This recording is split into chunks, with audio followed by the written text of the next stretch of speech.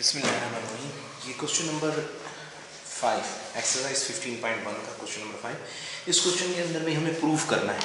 तो इसके अंदर हमें क्या प्रूफ करना है? हमें ये प्रूफ करना है, ये क्वेश्चन है cotangent alpha is equal to cos alpha upon sine alpha. और इसका क्वेश्चन नंबर 5 का जो फिगर है आपके पास बुक में देखेंगे, फिगर नहीं आ रहा होगा। यही फिगर असल में क्वेश्चन नंबर 4 के अंदर जो यूज़ हुई है उसी को ही इस्तेमाल करना है। तो मैंने वो फिगर दोबारा इधर बना ली है। आपने क्वेश्चन नंबर 4 की फिगर क्वेश्चन नंबर 5 में यूज़ करनी है, सवाल में लिखा हुआ है, ठीक है। तो अब यहाँ पर ये जो कोटेंजेंट अल्फा है, आपको पता है कि कोटेंजेंट का जो फंक्शन होता है वो होता है बेस अपॉन एल्टीट्यूड। तो अल्फा कहाँ है? यहाँ। इधर हम हाथ रखेंगे, यहाँ ऐसे पेन रखेंगे और हम इसको देखेंगे कि कोटेंजेंट होता है बेस अपॉन एल्टीट्यूड। तो इसका बेस क्या होगा? बी। एल्टीट्यूड क्या होगा? एल्टीट्यूड होगा ए। तो बी अपॉन ए इसका आंसर आ गया। तो हम सोल्यूशन जब लिखेंगे इसका तो हम लिखेंगे बी अपॉन ए, ठीक है, इज इक्वल्स टू। अब यहाँ पर ये दो है, वो न्यूमरेटर डिनोमिनेटर है, इन दोनों को हल करना है। तो ये कॉस का जो फंक्शन होता है बेस अपॉन हाइपोटेन्यूज, अल्फा ही है, इसी पे याद रखना है, बेस अपॉन हाइपोटेन्यूज। तो बेस इस एंगल का बेस है बी और हाइपोटेन्यूज है सी। तो हम लिखेंगे बी अपॉन सी, ऐसे तिरछा लगा लेंगे फ्रैक्शन और ये आ जाएगा। उसके बाद साइन अल्फा होता है एल्टीट्यूड अपॉन हाइपोटेन्यूज। तो अल्फा का एल्टीट्यूड होगा ए, इसके सामने वाला एल्टीट्यूड, और हाइपोटेन्यूज यानी सी, हाइपोटेन्यूज 90 के सामने वाला होता है। तो हम लिखेंगे ए अपॉन सी। अब ये वाली वैल्यू तो वही की वही रहेगी ना, बी अपॉन ए।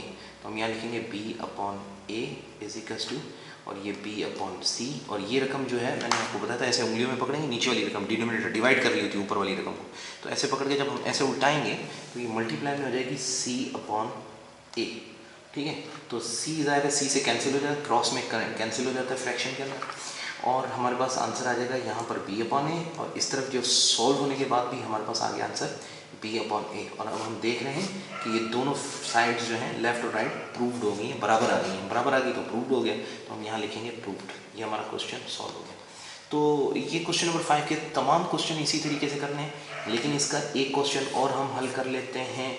यहाँ पर ये देखिएगा, एक और क्वेश्चन हल करते हैं, उस क्वेश्चन को लिख लेते हैं। क्वेश्चन है कि tangent beta is equals to sine beta upon cos beta. अब ये बीटा के हिसाब से हमें क्वेश्चन मिला है। तो हम जब इसका सोल्यूशन करेंगे तो लेफ्ट हैंड साइड और राइट हैंड साइड दोनों हल करेंगे, दोनों का जब बराबर जवाब आ जाएगा तो ये प्रूव हो जाएगा। और हम जानते हैं कि टेंजेंट का जो फंक्शन होता है वो टेंजेंट का फंक्शन है एल्टीट्यूड अपॉन बेस। तो हमने बीटा पे हाथ रखना है, बीटा पे इसका एल्टीट्यूड होगा इसके सामने वाला बी, और उसके बाद है एल्टीट्यूड अपॉन बेस, तो बी अपॉन ए। तो इसका जवाब आएगा बी अपॉन ए, और इज इक्वल्स टू, अब साइन होता है एल्टीट्यूड अपॉन हाइपोटेन्यूज, तो बीटा पे रखना है, एल्टीट्यूड हो गया इसके सामने वाला एल्टीट्यूड, और अपॉन हाइपोटेन्यूज तो सी हो जाएगा।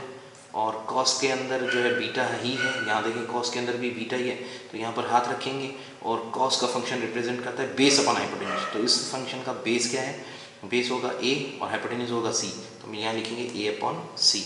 अच्छा, ए अपॉन सी करने के बाद क्या है कि हम इसको सॉल्व करवाएंगे, लेफ्ट हैंड साइड तो वही रहेगी B upon A is equals to, ये B upon C multiply by, मैंने आपको बताया था ये क्रॉस हो जाएगा, नीचे वाली रकम यानी उलट जाएगी, सी अपॉन ए, सी सी से कैंसिल। अब हम देखें तो हमारे पास जवाब में आ रहा है बी अपॉन ए इस तरफ, और यहाँ पर भी आ रहा है बी अपॉन ए। ये हमारे पास क्वेश्चन प्रूव हो गया। तो क्वेश्चन नंबर 5 के तमाम सवाल इसी तरीके से हल करने हैं। अच्छा, इसका एक और लास्ट क्वेश्चन भी हल कर लेते हैं इसी क्वेश्चन नंबर 5 का। क्वेश्चन नंबर 5 का लास्ट क्वेश्चन नंबर है 10, ठीक है ना, 5 का 10। तो अब ये 10 क्वेश्चन क्या है? ये है टेंजेंट बीटा, ठीक है ना, नज़र आ रहा है आपको, टेंजेंट बीटा और multiply by cotangent beta is equals to 1। ये हमारे पास क्वेश्चन है, ठीक है। अब हमने इसको प्रूफ करवाना है, लेकिन इस शेप की मदद से ज़ाहिर है हमने करना है।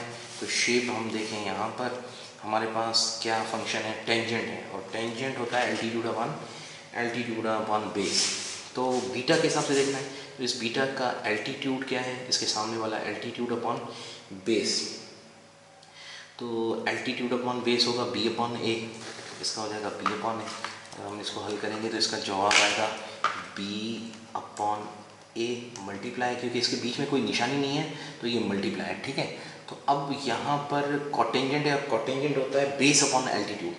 तो अब हम इसके अंदर बीटा पे ही हाथ रखते हैं और बेस अपॉन एल्टीट्यूड अगर हम देखें तो ए अपॉन बी है, बेस अपॉन एल्टीट्यूड, तो एंगल के सामने वाला एल्टीट्यूड ये, तो ए अपॉन बी। तो यहाँ पर हमारे पास जवाब में आ जाएगा ए अपॉन बी। और आप देखें ए से कैंसिल, बी से कैंसिल, इज इक्वल्स टू क्या आया 1, तो ये प्रूव हो गया, वाकई कट कर 1 बच गया, प्रूफ। तो ये क्वेश्चन नंबर 5 के टोटल सवाल इसी तरीके से हल होंगे। ठीक है, मेरा ख्याल आपको समझ में आ गया है। अब नेक्स्ट क्वेश्चन देखिएगा इसके बाद।